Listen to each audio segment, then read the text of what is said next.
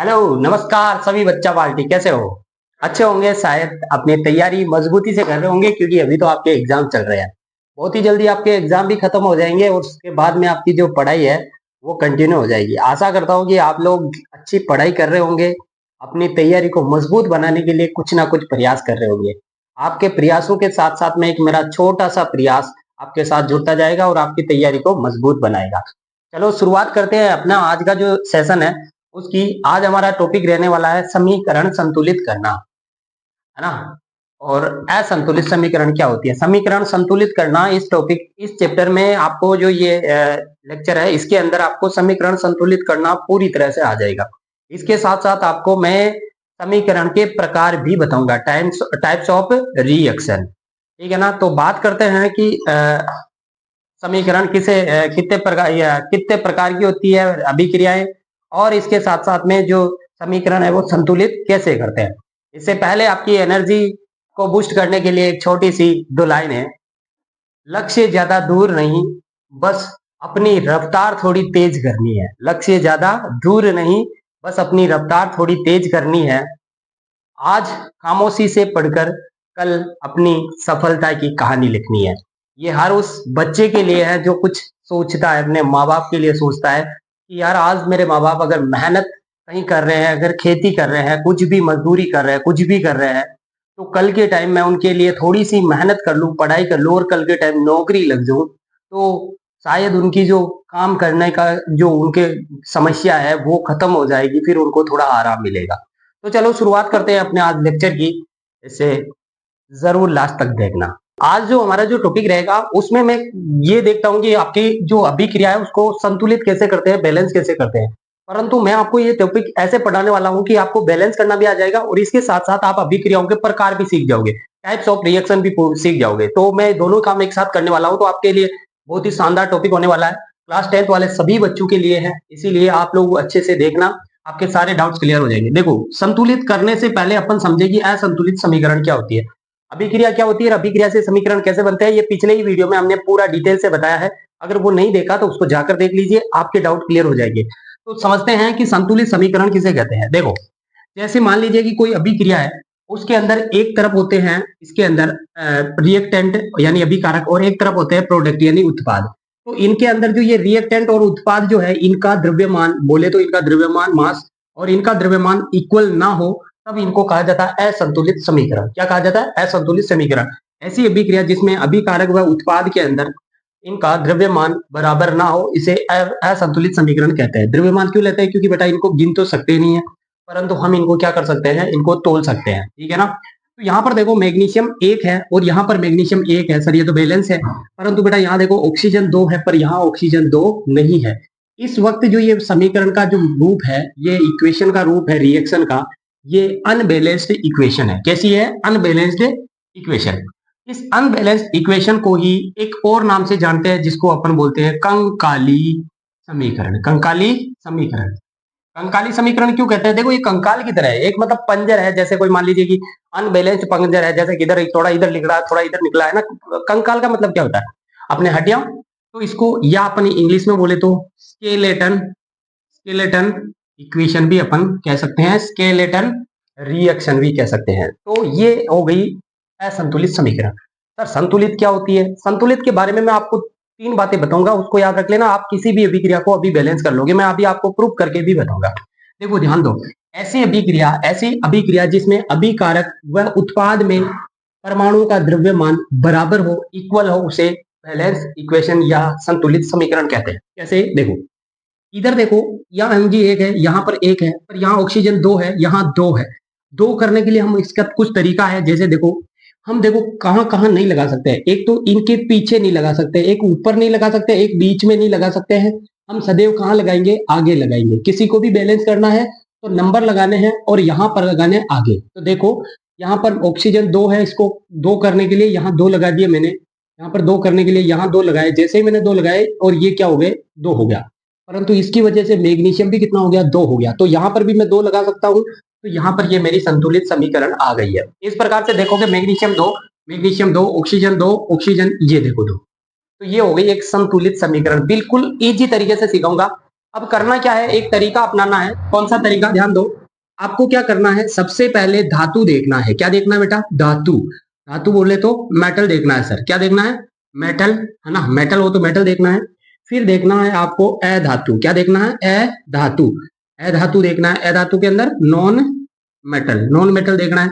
फिर आपको क्या देखना है, हाइड्रोजन या ऑक्सीजन, इनमें से कोई भी हो उनको देख लेना कि हाइड्रोजन है या ऑक्सीजन नहीं है ना। तो ये चीजें आप जैसे आप देख देख के बैलेंस करोगे तो आप कोई भी अभिक्रिया को सोल्व कर लोगे। जैसे मान लो इसमें भी देखना है, सबसे पहले धातु देखा मैग्नीशियम एक है और यहाँ पर भी एक था। फिर यहाँ पर देखा ऑक्सीजन, बचा ही ऑक्सीजन, इसीलिए दो है, परंतु यहाँ दो नहीं है तो इसको दो कर दिया, फिर बाद में इसको दो दो कर दिया। इस प्रकार से ये एक अभिक्रिया संतुलित की जा सकती है। अब हम एक एक उदाहरण देके देखते हैं, बहुत सारे उदाहरण भी समझते हैं और अभिक्रिया का प्रकार भी साथ साथ में देखते हैं। एक और चीज ध्यान में रखना, ये जो अभिक्रिया होती है इसको संतुलित करते हैं ना, संतुलित करते हैं ना, उस संतुलित करने की जो मेथड होती है, करने की विधि जो होती है, मेथड जो होता है, ये विधि, इसको हिट एंड ट्रायल मेथड कहते हैं। Hit and trial, hit and trial विधि, हिट एंड ट्रायल विधि कह लेना, हिट एंड ट्रायल मेथड कह देना। मतलब ये इस प्रकार से हिट एंड ट्रायल मेथड के द्वारा अपन इसको संतुलित करते हैं। चलो एक एक अभिक्रिया लेके देखते हैं और सबको संतुलित करना स्टार्ट करते हैं। चलो यहाँ देखोगे आपके लिए मैंने दो प्रकार की अभिक्रियाएं लिख दी है। देखो, पहली अभिक्रिया है योगात्मक अभिक्रिया और दूसरी है वियोजन अभिक्रिया। योगात्मक अभिक्रिया को संयोजन अभिक्रिया भी कहते हैं, कॉम्बिनेशन रिएक्शन भी कहते हैं। इसके अलग अलग नाम है, तो नाम आप याद कर लेना, बाकी इसको किस तरह से समझते हैं मैं समझाता हूँ। यहाँ पर वैसे अभिक्रिया जो है वो ऐसे, मतलब योग, योग का मतलब क्या होता है, जोड़ना। मतलब दो कोई है उसको जोड़ो और अगला प्रोडक्ट बनाओ। अगर ऐसे याद ना रहे तो ऐसे याद रखना। देखो, एक ये है लड़का और ये है एक लड़की, इन दोनों की क्या करवा रहे हैं, शादी करवा रहे हैं। क्या करवा रहे हैं, शादी। अब जैसे ही शादी होती है तो बताइए एक जोड़ा बन गया कि नहीं बना। तो जिस प्रकार से शादी होती है, शादी के बाद एक नया जोड़ा बन जाता है, सेम प्रकार की ऐसी अभिक्रिया क्या कहलाती है, संयोजन अभिक्रिया कहलाती है, यानी कंपोजिशन रिएक्शन कहलाती है। तो याद रखने का ये तरीका है। ये आपको पसंद आए तो इसको अप्लाई कर लेना, नहीं तो आपको याद तो करना ही है, ठीक है ना। तो किस प्रकार से अपन इनको संतुलित करेंगे, क्या ये संतुलित है या नहीं है, तो अभी देख लेते हैं। हाइड्रोजन की संख्या 2 है, ऑक्सीजन 2 है, और यहाँ पर हाइड्रोजन की संख्या 2 है परंतु ऑक्सीजन 2 नहीं है। तो हमारे नियम के अकॉर्डिंग अपन सबसे पहले धातु देखते हैं। क्या धातु दिख रहा है, क्या नहीं। सर अधातु दिख रहा है, क्या नहीं। अधातु यहाँ पर दिख रहा है ऑक्सीजन या हाइड्रोजन। अब तीसरे नंबर पे तो ऑक्सीजन हाइड्रोजन ही लेना, कोई भी ले लो, क्या फर्क पड़ रहा है। हाइड्रोजन 2 है, हाइड्रोजन 2 है, ऑक्सीजन कितना है, 1। यहाँ पर 2 है परंतु यहाँ पर 1 है, तो 2 करने के लिए अपन क्या करते हैं, आगे लगाते हैं। आगे लगाने की वजह से ऑक्सीजन तो यहाँ पर 2 हो गया है, परंतु बेटा यहाँ पर जो हाइड्रोजन है उनकी संख्या 2 दूनी 4 हो गई है। तो इसको भी कर दो 2 और 2 दूनी 4। इजी है, मतलब बिल्कुल तरीका सिंपल है। अब यहाँ पर देखो, यहाँ पर आपको डबल बॉन्ड दिख रहा होगा, डबल बॉन्ड। यहाँ पर कार्बन 1 और कार्बन 1, कितने कार्बन हो गए, 2। यहाँ पर भी 1 और 2, कितने कार्बन, 2। पर हाइड्रोजन की संख्या 2 यहाँ है और 2 यहाँ, मतलब 4 है। पर यहाँ पर 2 और 2 कितने हैं, 6 है। यहाँ पर एक शब्द मिसिंग है, यहाँ पर क्या क्या मैं भूल गया, यहाँ पर हाइड्रोजन जोड़ना भूल गए थे, तो यहाँ पर हाइड्रोजन भी आएगा ना। थोड़ा सा इधर लिख देना, नहीं तो यहाँ लिख देना, कोई दिक्कत नहीं है। तो यहाँ पर ये जो हाइड्रोजन है, हाइड्रोजन को क्या करना है, इसमें जोड़ के बताना है। तो ये वैसे ही ऑलरेडी ये संतुलित समीकरण है, क्योंकि यहाँ पर 2 हाइड्रोजन आ जाएंगे तो ऑलरेडी इनकी संख्या बराबर हो जाएगी।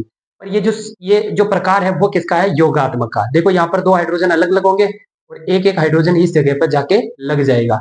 तो जैसे ये लगेगा और इसका एक एक बंद क्या हो जाएगा, हट जाएगा। तो इस प्रकार की जो अभिक्रियाएं होती है वो क्या कहलाती है, योगात्मक अभिक्रियाएं। अब समझते हैं वियोजन अभिक्रिया क्या होती है, या फिर डीकंपोजिशन रिएक्शन क्या होती है। वियोजन बोलो, इसको अपघटन भी बोल सकते हैं, 2 नाम 3 नाम है इसके, तो इसको भी ऐसे याद रखना। देखो यहाँ पर क्या हो रहा है, यहाँ पर ऊपर शादी करवाई थी, और वियोजन, वियोजन का मतलब वियोग कराना, अरे भाई तोड़ना, मतलब वियोजन दूर दूर कर देना, है ना। गांव में भी करते हो आप लोग, अपनी दोस्ती यारी दोस्ती में करते हो। अगर कोई दोस्त है, अगर वो आपको पसंद नहीं है तो उसके मतलब किसी से भी आप ब्रेकअप करवा देते हो, दोस्तों से ब्रेकअप करवा देते हो ना, गलत नहीं लेना, ठीक है। इधर देखो, आप क्या कर देते हो, यहाँ पर क्या कर रहे हो, अच्छी खासी जोड़ी चल रही थी, अभी उसका क्या करवा दिया, ब्रेकअप करवा दिया बेटे, अलग अलग करवा दिया पापा को बोल के, ये लो अलग अलग हो गया। तो अलग अलग होना, एक अभिकारक का टूटकर 2 उत्पाद में बदल जाना, क्या कहलाती है, वियोजन अभिक्रिया या डिकम्पोजिशन रिएक्शन। देखो ऐसे ही नहीं है, ऐसे याद रख लो।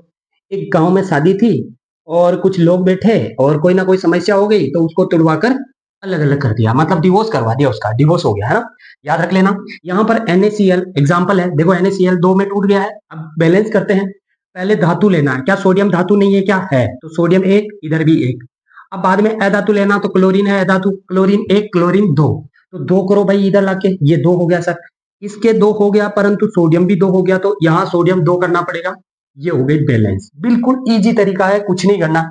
इसमें आ जाते हैं, देखो यहाँ पर भी पहले कैल्शियम कार्बोनेट था, कैल्शियम ऑक्साइड और कार्बन डाइऑक्साइड 2 में टूट रहा है, मतलब यहाँ पर भी वियोजन हो रहा है इसका। तो कैल्शियम, कैल्शियम 1 है, देखो धातु है, पहले धातु देखेंगे, कैल्शियम, यहाँ पर भी कैल्शियम 1 है सर, कार्बन 1 है यहाँ पर, कार्बन यहाँ पर भी सर 1 है, ऑक्सीजन सर यहाँ पर 3 है, पर यहाँ पर देखो 2 ये रहे और 1 ये रहा, तो ये भी अपनी इक्वेशन पहले से बैलेंस है।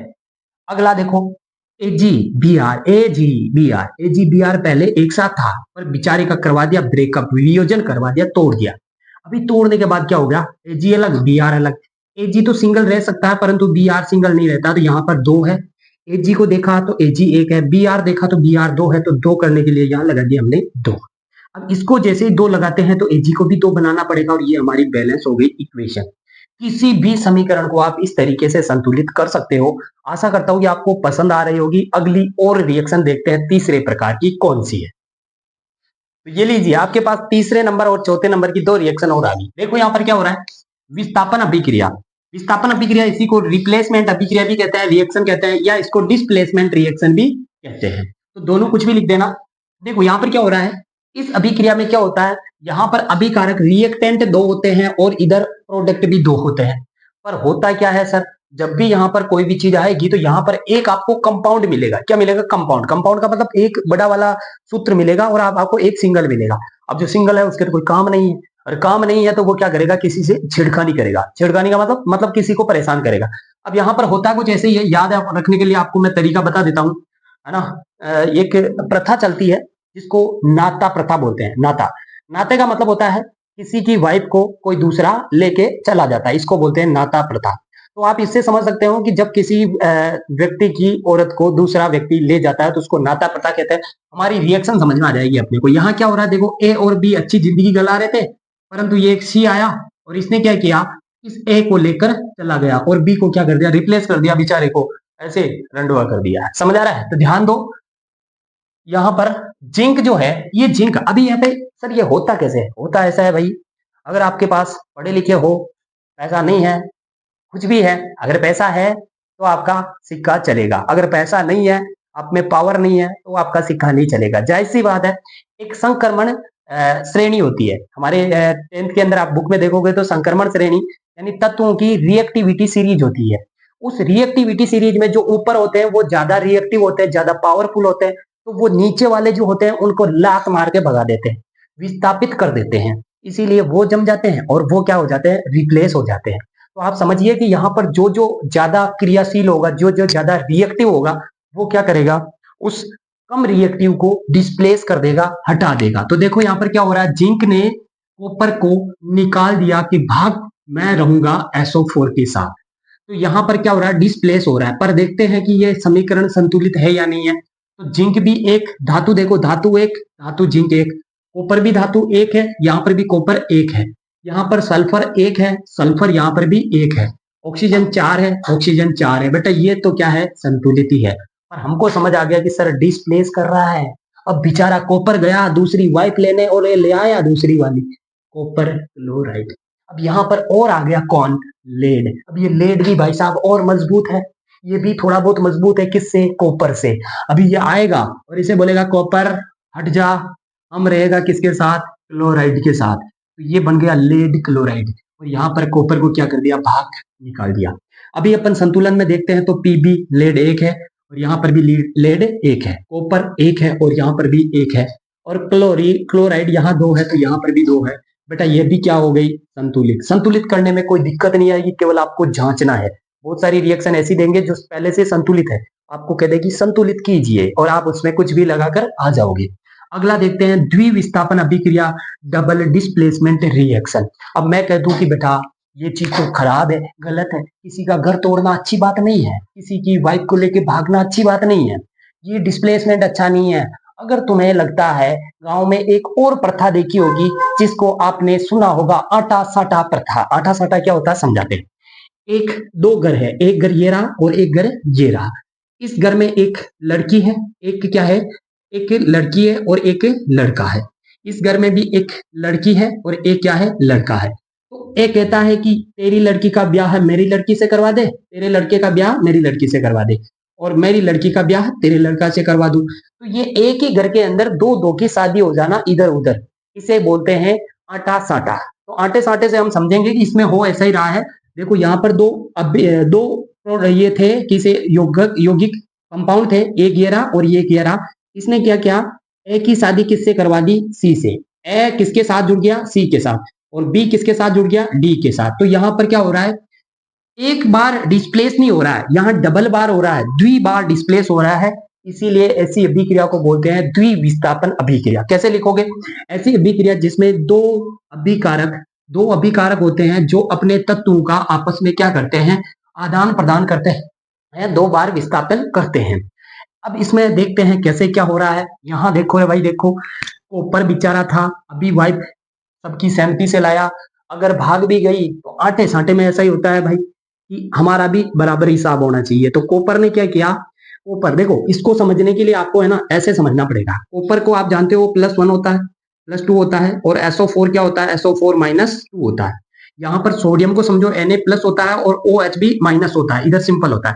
इसीलिए अभी ये क्या करेगा, कोपर प्लस वाला माइनस के पास जाएगा तो कोपर क्या बन जाएगा, कोपर हाइड्रो ऑक्साइड। जैसे कैसे बना, ये देखो यहाँ पर ध्यान दो, मैं बनाकर बताता हूँ। यहाँ पर लिखा हमने कोपर, कोपर यहाँ पर ध्यान देना बेटा, पिछले वीडियो में मैंने बताया था सूत्र बनाना। कोपर यहाँ पर +2 है, ध्यान रखना, और इसके साथ माइनस के साथ जाएगा तो OH के साथ में। मैंने बोला था कि जब जब इसके पास एक है तो वो इसको देगा, और ये इसके पास दो थे तो वो इसको देगा, मतलब दो यहाँ रखेगा तो यहाँ कोष्टक लगा देंगे, इसकी वजह से इन दोनों के साथ ये दो गिना जाएगा। अब देखते हैं संतुलित है कि नहीं है। फिर वो सल्फेट तो ऐसे ही आ गया, सोडियम के पास एक था तो इसको नीचे लिख दिया, एक लिखने की जरूरत ही नहीं है। और यहाँ पर सल्फर के पास -2 थे तो 2 लिख दिए यहाँ पर, यानी इसके नीचे लिख दिए 2। तो ये तो हो गया सूत्र बनाना। ये नहीं सीखा आपने तो पिछले जाकर वीडियो में देख लीजिए, अच्छे से सिखा रखा है, आराम से आ जाएगा। देखो ऊपर एक है, ऊपर एक है सर, धातु एक है। यहाँ देखो बेटा धातु सोडियम भी है, सोडियम एक है, सोडियम 2 है, यहाँ पर 2 करना पड़ेगा, बिल्कुल करना पड़ेगा बेटा, ये 2 हो गए। अब यहाँ पर 2 हो गए, परंतु यहाँ देखो ऑक्सीजन इसकी वजह से 2 हो गया और हाइड्रोजन भी इसकी वजह से 2 हो गया। अब देखते हैं ऑक्सीजन कहाँ है, ये रहा सर। इधर कितने हैं ऑक्सीजन, 4 है, और यहाँ पर भी 2 है, मतलब 6 है टोटल। तो यहाँ पर कितने हैं, 4 है, और यहाँ पर 2 ये रहे, ये देखो 2 ये रहे, तो यहाँ पर भी 6 है। हाइड्रोजन देखते हैं, हाइड्रोजन की संख्या यहाँ तो सर 2 है, और यहाँ पर भी हाइड्रोजन की संख्या 2 दिख रही होगी इसकी वजह से। तो ये समीकरण हो गई अपनी संतुलित, और समीकरण का प्रकार भी समझ में आ गया। अगला देखते हैं AgNO3 यानी सिल्वर नाइट्रेट। क्या बनता है सिल्वर नाइट्रेट, पोटेशियम क्लोराइड। अब यहाँ पर भी ऐसा ही हो रहा है, इधर देखो बेटा, यहाँ 2 चीजें हैं, एक तो था Ag+ वाला और एक था NO3- वाला। यहाँ पर पोटेशियम था K+ वाला और Cl था माइनस वाला। तो यहाँ प्लस माइनस इधर उधर लगाने की जरूरत ही नहीं है, Ag सीधा माइनस के पास जाएगा और AgCl बनाएगा, और NO3 सीधा K के पास जाएगा तो KNO3 बनाएगा। तो ये तो हो गया डबल डिस्प्लेसमेंट। अभिक्रिया देख लेते हैं संतुलित है कि नहीं है। धातु है Ag1 और यहाँ पर भी 1 है, यहाँ पर पोटेशियम 1 है, यहाँ पर धातु पोटेशियम 1 है, नाइट्रोजन 1 है, नाइट्रोजन 1 है, ऑक्सीजन यहाँ पर 3 है, ऑक्सीजन यहाँ पर भी 3 है, क्लोरीन को देखना ही नहीं है, एक ही है क्लोरीन, इधर भी एक ही है। तो यहाँ पर हमारे पास 4 प्रकार की रिएक्शन हमने देख ली है। आपको याद कैसे रखना है, ऐसे ही रखना है। संयोजन अभिक्रिया, ऐसी अभिक्रिया जिसके अंदर 2 अभिकारक होते हैं जुड़कर एक उत्पाद बना लेते हैं। वियोजन अभिक्रिया, ऐसी अभिक्रिया जिसमें एक अभिकारक टूटकर 2 उत्पाद बनाता है। उसके बाद में डिस्प्लेसमेंट रिएक्शन, ऐसी अभिक्रिया जिसके अंदर डिस्प्लेस हो जाता है, यानी याद रखना आपको कि यानी एक प्रकार की नाता प्रथा है ना, किसी को लेकर भाग जाना, ठीक है ना। अगला डबल डिस्प्लेसमेंट, मतलब डबल 2 बार डिस्प्लेस होना, मतलब आटा साटा वाली प्रथा, ठीक है ना। तो ये याद हो जाएगी आपको, तरीका है, सबका अलग अलग तरीका होता है, ठीक है ना। तो यहाँ तक ही आज के वीडियो को समाप्त करते हैं। नेक्स्ट वीडियो अगले में इस सेकंड चैप्टर से जो फर्स्ट चैप्टर चल रहा है इसमें से कुछ भी छूटा होगा नेक्स्ट वीडियो में सारा टोटल आ जाएगा। तब तक के लिए जय हिंद, जय भारत।